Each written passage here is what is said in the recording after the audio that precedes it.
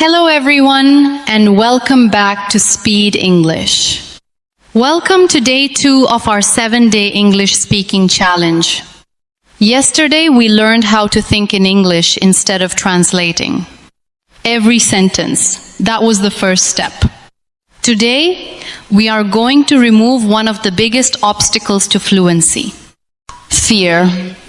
Have you ever wanted to say something in English but stayed silent because you thought your English was not good enough? If your answer is yes, you are not alone. Almost every fluent English speaker felt that way in the beginning. The difference is simple. They kept speaking anyway. Remember this sentence: you do not become confident and then start speaking. You become confident because you keep speaking. Repeat after me. I can speak English. I am improving every day. Mistakes help me learn.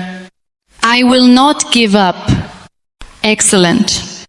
Now answer these questions aloud. What is your name? Where are you from? What do you do? What is your favorite food? What is your favorite hobby? Great. Now let's practice complete answers. My name is, I am from, I like learning English. I practice every day. I enjoy watching English lessons. Wonderful. Imagine you meet someone for the first time. Hello. Nice to meet you. How are you today? I'm doing well. Thank you. What is your name? Where are you from? It was nice talking to you. See you again. Excellent. Now let's describe your day.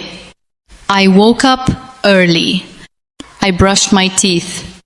I had breakfast. I went to work. I studied English. I watched this lesson. I am proud of myself. Great job. Here is something important. Every time you stay silent because you are afraid, your fear becomes stronger. Every time you speak, even with mistakes, your confidence becomes stronger. So choose confidence. Repeat after me. I don't need perfect English. I need daily practice. I speak with confidence. Every sentence makes me better. Now your challenge. For the next 5 minutes after this lesson ends, speak only in English. Talk about your room. Talk about your family.